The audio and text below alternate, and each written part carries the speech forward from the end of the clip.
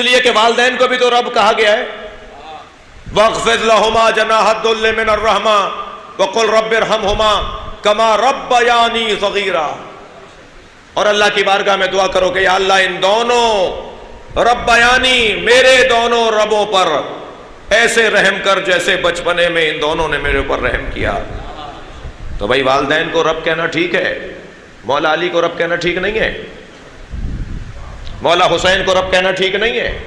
ممبر تشیع کا ممبر ہے، میرے اور آپ کے بزرگوں نے خون دیا ہے اس مکتب کے تحفظ کے لیے، مگر علی ہماری جانوں پر ہم سے زیادہ حق رکھتے ہیں۔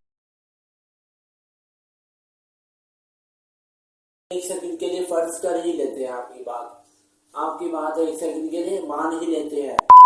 اب باس ہے وہ کسی کمپنی کا، تو وہ اس کا امپلائی ہوگا، وہ زیادہ علم رکھتا ہوگا یا تجربہ رکھتا ہوگا، یا جس نے کمپنی کھڑی کی ہے اپنے بلبوتے پہ وہ زیادہ علم رکھتا ہوگا، ظاہر سی بات ہے وہی زیادہ علم رکھتا ہوگا۔ اور جو علی کی عبادت کرتا ہے، آگے اس نے مجھے پتا چل گیا کہ اس نے کیا فکرہ کہنا۔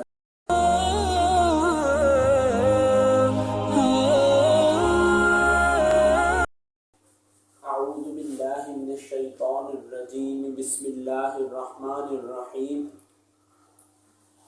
قال اللہ تعالی فی القرآن المجید والفرقان الحمید، ادعو الی سبیل ربک بالحکمۃ والموعظۃ الحسنۃ وجادلہم باللتی ہی احسن، آمنت باللہ صدق اللہ مولانا العظیم وبلغنا رسولہ النبی الکریم الامین، ونحن على ذلك لمن الشاهدين والشاكرين والحمد لله رب العالمين۔ لا حول ولا قوة إلا بالله العلي العظيم۔ اللهم صل على محمد النبي الأمي وآله وسلم تسليما۔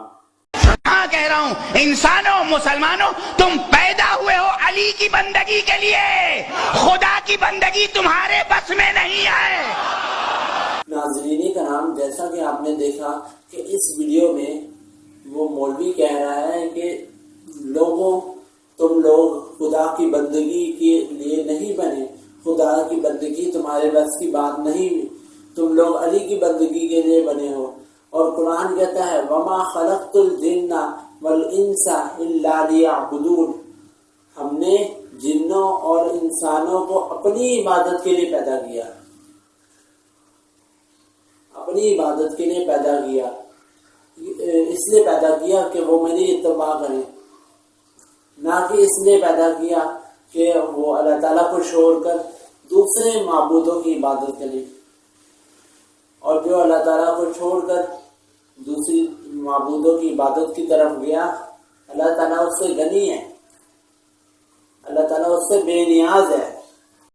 حضرت معاذ بن جبل، یہ صحیح بخاری میں بھی روایت اور صحیح مسلم میں بھی یہ روایت موجود ہے، یعنی صحیح ہینڈ میں سے ہے روایت، صحیح ترین روایت یہ ہے جو میں بیان کرنے لگا ہوں کہ حضرت معاذ بن جبل حضور پاک صلی اللہ علیہ وآلہ وسلم کے ساتھ سواری میں جا رہے تھے، تو حضرت محمد صلی اللہ علیہ وآلہ وسلم سواری میں آگے بیٹھے ہیں، حضور پاک صلی اللہ علیہ وآلہ وسلم آگے بیٹھے ہیں اور حضرت معاذ بن جبل یہ پیچھے ہے۔ تو حضور پاک صلی اللہ علیہ وآلہ وسلم فرماتے ہیں معاذ بن جبل، آواز دیتے ہیں یا معاذ بن جبل، تو پھر اسی سے ایک بات بھی نکلتی ہے کہ جواب دیکھیے کہ حضرت معاذ بن جبل کیسے دیتے ہیں۔ وہ کہتے ہیں لبیک یا رسول اللہ وسعدیک، اے اللہ کے رسول میں حاضر ہوں، ارشاد فرمائیے آپ۔ پھر حضور پاک صلی اللہ علیہ وآلہ وسلم کچھ دیر بعد کہتے ہیں کہ یا معاذ بن جبل، تو پھر حضور پاک صلی اللہ علیہ وآلہ وسلم کا یہ ارشاد سنتے ہی حضرت معاذ بن جبل یہ فرماتے ہیں لبیک یا رسول اللہ وسعدیک، کہ اے اللہ کے رسول میں حاضر ہوں آپ ارشاد فرمائیے. تو پھر تیسری مرتبہ یہی ہوتا ہے. پھر سے حضور پاک صلی اللہ علیہ وآلہ وسلم یہ فرماتے ہیں یا معاذ بن جبل. تو پھر حضور پاک صلی اللہ علیہ وآلہ وسلم کا ارشاد سنتے ہی پھر سے وہی جواب آتا ہے لبیک یا رسول اللہ وسعدیک. یہ لبیک یا رسول اللہ میں حاضر ہوں اللہ تعالیٰ اے اللہ کے رسول. وسعدیک آپ ارشاد فرمائیے. تو یہ دیکھیے آپ یہ تیسری مرتبہ کے بعد حضور پاک صلی اللہ علیہ وآلہ وسلم نے کیا بات ارشاد فرمائی. اللہ تعالیٰ کی رسول پاک صلی اللہ علیہ وآلہ وسلم نے ارشاد فرمایا کہ تم جانتے ہو کہ بندے پر اللہ کا کیا حق ہے کہ وہ کسی کے ساتھ شریک نہ ٹھہرائے اللہ تعالیٰ کو اور اس کے سوا کسی کی عبادت نہ کرے. اور پھر دیکھیے کہ شرط تو رکھ دی, حقوق تو بتا دیے, اب فرائض بتا رہے ہیں حضور پاک صلی اللہ علیہ وسلم. حضور پاک صلی اللہ علیہ وسلم فرماتے ہیں کہ اگر بندہ یہ حق پورا کر لیتا ہے اللہ تعالیٰ کا تو اللہ کا اپنے بندے پر حق ہے کہ وہ اسے عذاب میں نہ ڈالے. یعنی اللہ کا حق ہے کہ اس کی عبادت کی جائے اور اس کے ساتھ کسی کو شریک نہ ٹھہرایا جائے. پھر بندے کا حق ہے کہ اس کو عذاب میں نہ ڈالا جائے. ہاں کہہ رہا ہوں انسانوں مسلمانوں تم پیدا ہوئے ہو علی کی بندگی کے لیے, خدا کی بندگی تمہارے بس میں نہیں ہے. ناظرین کرام, جیسا کہ آپ نے دیکھا کہ اس ویڈیو میں وہ مولوی کہہ رہا ہے کہ تم لوگ خدا کی بندگی کے لیے نہیں بنے, خدا کی بندگی تمہارے بس کی بات نہیں, تم لوگ علی کی بندگی کے لیے بنے ہو. اور قرآن کہتا ہے وما خلقت الجن والانس الا لیعبدون, ہم نے جنوں اور انسانوں کو اپنی عبادت کے لیے پیدا کیا, اپنی عبادت کے لیے پیدا کیا, اس لیے پیدا کیا کہ وہ میری اتباع کریں, نہ کہ اس لیے پیدا کیا کہ وہ اللہ تعالیٰ کو چھوڑ کر دوسرے معبودوں کی عبادت کریں. اور جو اللہ تعالیٰ کو چھوڑ کر دوسری معبودوں کی عبادت کی طرف گیا, اللہ تعالیٰ اس سے غنی ہے, اللہ تعالیٰ اس سے بے نیاز ہے. حضرت معاذ بن جبل, یہ صحیح بخاری میں بھی روایت اور صحیح مسلم میں بھی یہ روایت موجود ہے, یعنی صحیح حین میں سے ہے روایت, صحیح ترین روایت یہ ہے جو میں بیان کرنے لگا ہوں کہ حضرت معاذ بن جبل حضور پاک صلی اللہ علیہ وآلہ وسلم کے ساتھ سواری میں جا رہے تھے. تو حضرت محمد صلی اللہ علیہ وآلہ وسلم سواری میں آگے بیٹھے ہیں, حضور پاک صلی اللہ علیہ وآلہ وسلم آگے بیٹھے ہیں اور حضرت معاذ بن جبل یہ پیچھے ہے. تو حضور پاک صلی اللہ علیہ وآلہ وسلم فرماتے ہیں معاذ بن جبل, آواز دیتے ہیں یا معاذ بن جبل. تو پھر اسی سے ایک بات بھی نکلتی ہے کہ جواب دیکھیے کہ حضرت معاذ بن جبل کیسے دیتے ہیں. وہ کہتے ہیں لبیک یا رسول اللہ وسعدیک, اے اللہ کے رسول میں حاضر ہوں, ارشاد فرمائیے آپ. پھر حضور پاک صلی اللہ علیہ وآلہ وسلم کچھ دیر بعد کہتے ہیں کہ یا معاذ بن جبل. تو پھر حضور پاک صلی اللہ علیہ وآلہ وسلم کا یہ ارشاد سنتے ہی حضرت معاذ بن جبل یہ فرماتے ہیں لبیک یا رسول اللہ وسعدیک, کہ اے اللہ کے رسول میں حاضر ہوں, آپ ارشاد فرمائیے, آپ ارشاد فرمائیے. تو پھر تیسری مرتبہ یہی ہوتا ہے. پھر سے حضور پاک صلی اللہ علیہ وآلہ وسلم یہ فرماتے ہیں یا معاذ بن جبل. تو حضور پاک صلی اللہ علیہ وسلم کا ارشاد سنتے ہی پھر سے وہی جواب آتا ہے لبیک یا رسول اللہ وسعدیک. یہ لبیک یا رسول اللہ، میں حاضر ہوں اللہ تعالیٰ، اے اللہ کے رسول، وسعدیک، آپ ارشاد فرمائیے. تو یہ دیکھیے آپ، یہ تیسری مرتبہ کے بعد حضور پاک صلی اللہ علیہ وسلم نے کیا بات ارشاد فرمائی؟ اللہ تعالیٰ کی رسول پاک صلی اللہ علیہ وسلم نے ارشاد فرمایا کہ تم جانتے ہو کہ بندے پر اللہ کا کیا حق ہے کہ وہ کسی کے ساتھ شریک نہ ٹھہرائے اللہ تعالیٰ کو، اور اس کے سوا کسی کی عبادت نہ کرے. اور پھر دیکھیے کہ شرط تو رکھ دی، حقوق تو بتا دیے، اب فرائض بتا رہے ہیں حضور پاک صلی اللہ علیہ وسلم. حضور پاک صلی اللہ علیہ وسلم فرماتے ہیں کہ اگر بندہ یہ حق پورا کر لیتا ہے اللہ تعالیٰ کا، تو اللہ کا اپنے بندے پر حق ہے کہ وہ اسے عذاب میں نہ ڈالے. یعنی اللہ کا حق ہے کہ اس کی عبادت کی جائے اور اس کے ساتھ کسی کو شریک نہ ٹھہرایا جائے. پھر بندے کا حق ہے کہ اس کو عذاب میں نہ ڈالا جائے. توجہ نہیں کر رہا محترم. اور ویسے بھی قرآن کہہ رہا ہے کہ قیامت کے دن ہر بندہ اپنے خدا کے ساتھ جہنم میں جائے گا.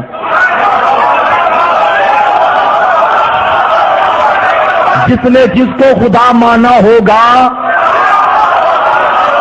وہ اس کے ساتھ جہنم میں جائے گا، اور جس نے علی کو خدا مانا ہوگا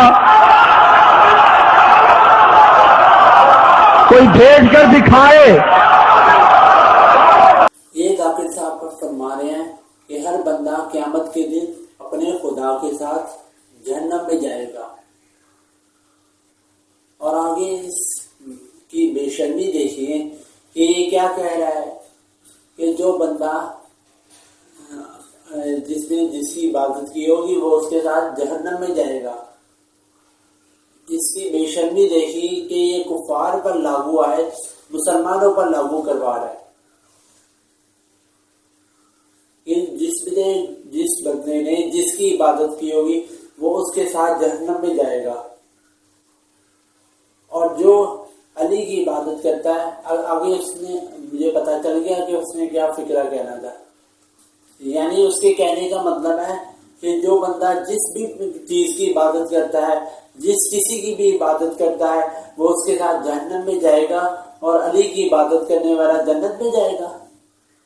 باقی سارے جہنم میں جائیں گے، اور وہ علی کی عبادت کرنے والا، وہ کہہ رہا ہے کہ علی کی عبادت کرنے والا جنت میں جائے گا. تو ابھی صبر کیجئے، میں اس کا بھی جواب دیتا ہوں. قرآن مجید میں سورہ بقرہ میں اللہ تعالیٰ ارشاد فرماتے ہیں فاتقوا النار التی، ڈرو النار التی، اس آگ سے، جہنم کی آگ سے ڈرو جس کا ایندھن پتھر ہوں گے. یعنی یہاں پہ بتوں کا ذکر آیا ہے، پتھر. فاتقوا النار التی وقودها الناس والحجارہ، جس کا جہنم کا ایندھن انسان اور پتھر ہوں گے. جس کی جو جہنم ہے اس کا ایندھن انسان اور پتھر ہوں گے. اب اس فکرے پہ غور کیجئے، یہاں پتھر سے مراد وہ بت ہے، وہ عدت للکافرین، یہ کافروں کے لیے تیار کی گئی ہے. یہ جہنم کافروں کے لیے تیار کی گئی ہے، اور جہنم کا ایندھن وہ بت ہیں. جہنم کا ایندھن وہ بت ہیں. جہنم بتوں سے جو کفار پوجا کرتے تھے، ان بتوں سے جہنم کی آگ کو بھڑکایا جائے گا، نہ کہ یہ کہ جو جس کی عبادت کرتا ہے وہ اس کے ساتھ جہنم میں جائے گا. یہ سراسر عقیدہ غلط ہے. سورۃ الزمر اللہ تعالیٰ فرماتا ہے فمن اظلم ممن کذب علی اللہ وکذب بالصدق اذ جاءہ الیس فی جہنم مثوی للکافرین، کہ اس شخص سے زیادہ ظالم کون ہوگا، اس شخص سے زیادہ ظالم کون ہوگا، ممن کذب علی اللہ، جو اللہ تعالیٰ کی طرف جھوٹ باندھے، وکذب بالصدق، اور سچ کو جھٹلائے، اذ جاءہ، جب اس کی طرف آ چکا ہو، جب اس کی طرف سچ آ چکا ہو تو وہ اس کو جھٹلا دے۔ اللہ تعالیٰ پھر آگے سوال کر رہا ہے الیس فی جہنم مثوی للکافرین، کیا ایسے کافروں کے لیے جہنم ٹھکانہ نہیں؟ جتنے بھی نبی ہیں سب عباس کے فقیر ہیں۔ اب دیکھیے یہ بابا جی کیا فرما رہے ہیں، کہہ رہے ہیں کہ جتنے بھی نبی ہیں سب عباس کے فقیر ہیں، جتنے بھی نبی ہیں سب عباس کے فقیر ہیں۔ حالانکہ قرآن مجید یہ کہہ رہا ہے جس نے نیک عمل کیا، جو نیک عمل کرتا رہا، اولئک الذین انعم اللہ علیہم من النبیین والصدیقین والشہداء والصالحین۔ پہلے نام سب سے اوپر نبیوں کا ہے کہ اس کا حال نبیوں جیسا ہوگا، یعنی وہ نبیوں کے ساتھ اٹھایا جائے گا، نبی جینا وہ صدیقین اور صدیقین کے ساتھ، والشہداء اور شہداء کے ساتھ، والصالحین اور صالح لوگوں کے ساتھ۔ میرا یہ سوال ہے کہ نبی بڑھا ہوا یا حضرت عباس رحمت اللہ علیہ وہ بڑے ہوئے، نبی بڑے ہوئے نا، نبی پہلے آئے، اللہ تعالیٰ نے نبیوں کو دنیا میں اونچا مقام عطا فرمایا، اور یہ کہہ رہے سب نبی، تو نبیوں کو تو اللہ تعالیٰ نے اونچا مرتبہ عطا فرمایا۔ اور عباس کے بارے میں، حضرت عباس کے بارے میں یہ عقیدہ رکھنا کہ ان کو بڑھا چڑھا کر اس لیول پہ لے جانا کہ ان کے آگے نبیوں کو بھی حیف سمجھنا، یہ سراسر غلط ہے۔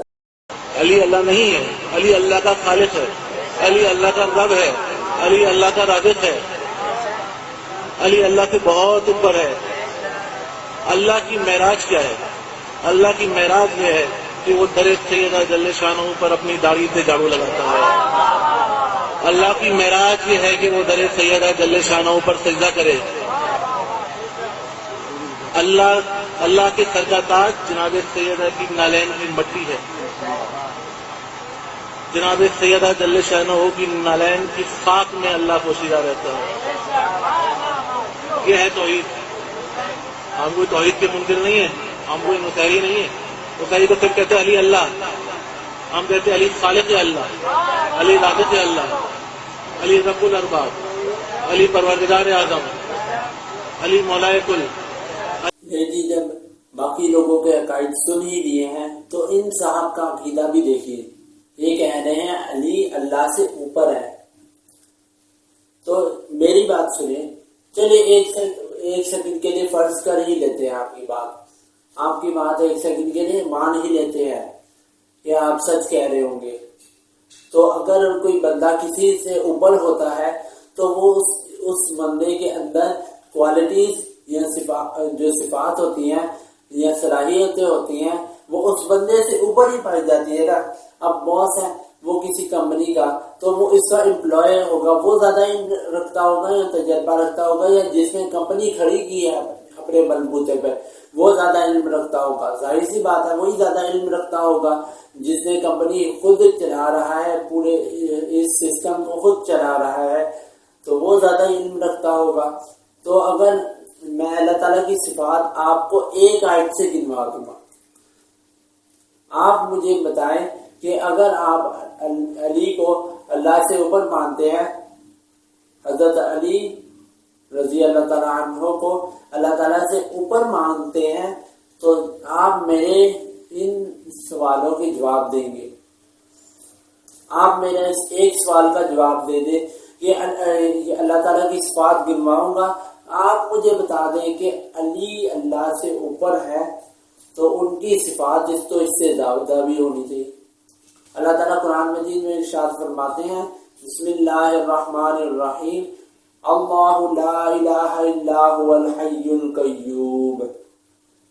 اللہ کے سوا کوئی معبود نہیں. الحی وہ زندہ ہے. الحی اور زندہ ہے. القیوم اور وہ باقی رکھنے والا ہے دوسروں کو. وہ زندہ ہے اور دوسروں کو زندہ کرنے والا ہے. لا تأخذہ سنۃ ولا نوم. اسے نہ نیند آتی ہے نہ اونگ آتی ہے. لہو ما فی السماوات جو کچھ اس کائنات میں آسمانوں میں ہے وہ بھی اللہ تعالیٰ کا ہے.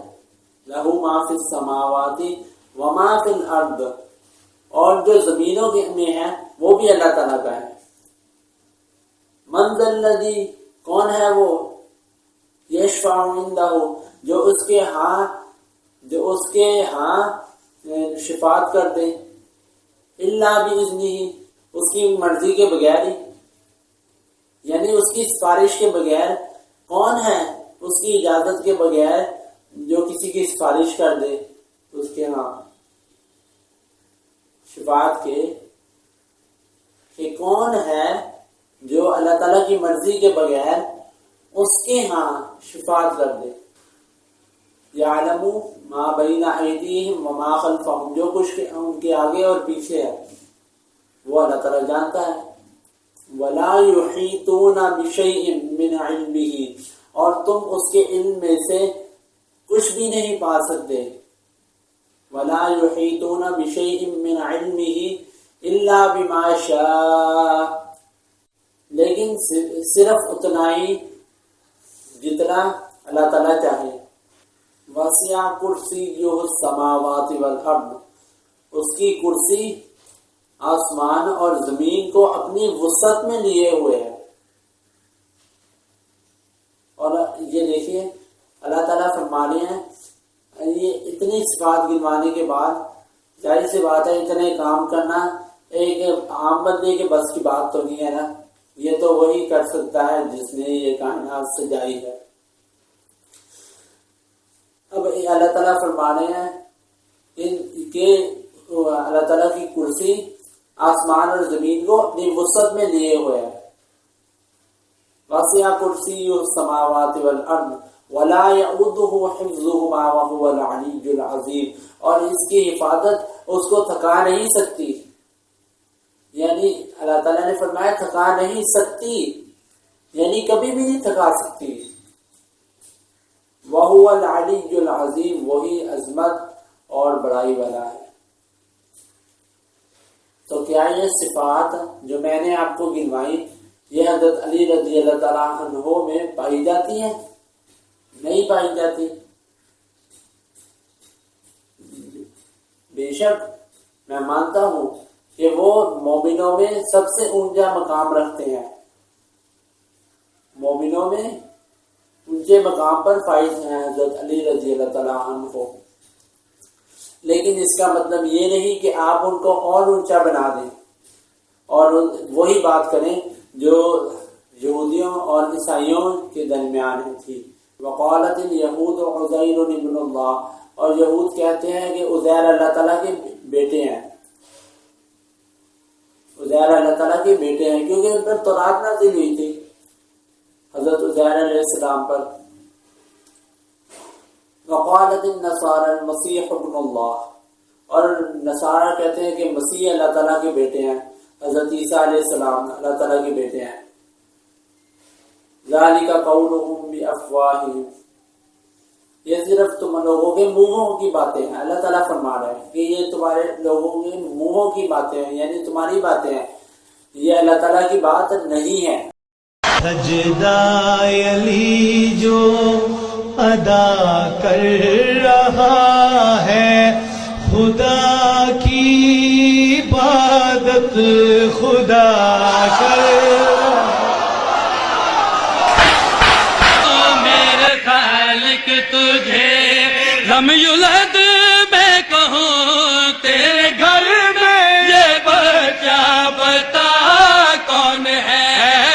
بدن میں نہیں، یہ بشر نہ لگے تو بدن میں نہیں، یہ بشر نہ لگے تو بتا دونوں میں پھر خدا کون ہے؟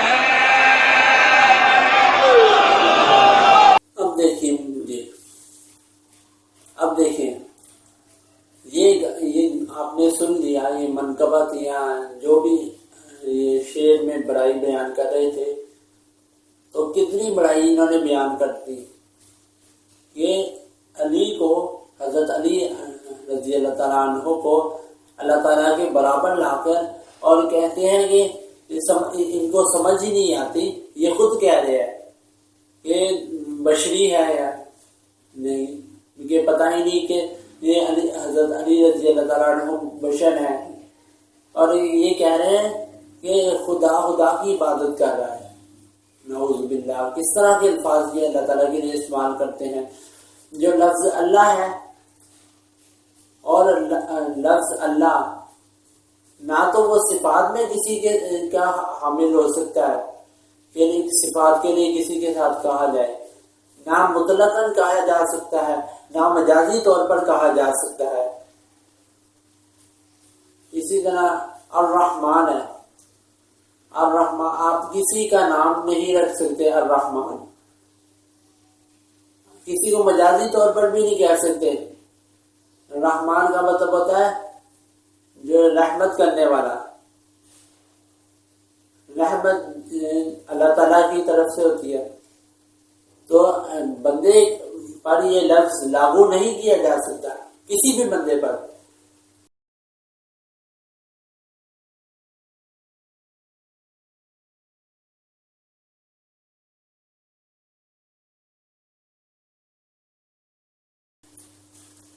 تو یہ کہہ رہے ہیں کہ خدا کی عبادت کر رہا ہے. اور ان شعروں کی تو کوئی شریعت میں آپ توجیہ ہی دیکھ لیں، شریعت میں اس کی کیا حیثیت ہے ان شعروں کی. اللہ تعالیٰ قرآن مجید میں ارشاد فرماتے ہیں وَالشُّعَرَاءُ يَتَّبِعُهُمُ الْغَاوُونَ، شعراء کی جو پیروی کرتے ہیں نا، گمراہ لوگوں کی پیروی کرتے ہیں، ان کی شعراء لوگوں کی. حمد اور نعت کی تو سمجھ آتی ہے کہ حمد اور نعت یہ حضور پاک صلی اللہ علیہ وآلہ وسلم کے لیے نعت پڑھی جاتی ہے. یہ تو ثابت ہے حضرت حسان بن ثابت سے. اور حمد اللہ تعالیٰ کی تعریف، الحمدللہ رب العالمین، تمام تعریفیں اللہ تعالیٰ کے لیے ہیں. تو یہ تو ثابت ہے. یہ جو حضرت علی رضی اللہ تعالیٰ عنہ کو اتنا بڑا چڑھا کر جو بیان کرنا ہے، یہ ثابت نہیں ہے. مولا علی کو رب کہنا علمی طور پہ غلط نہیں ہے. ایک دو ہی بسم اللہ، ڈر کیوں رہو. مولا نبی کو اور مولا علی کو رب کہنا علمی طور پر غلط نہیں ہے، مگر مطلق رب صرف اللہ ہے.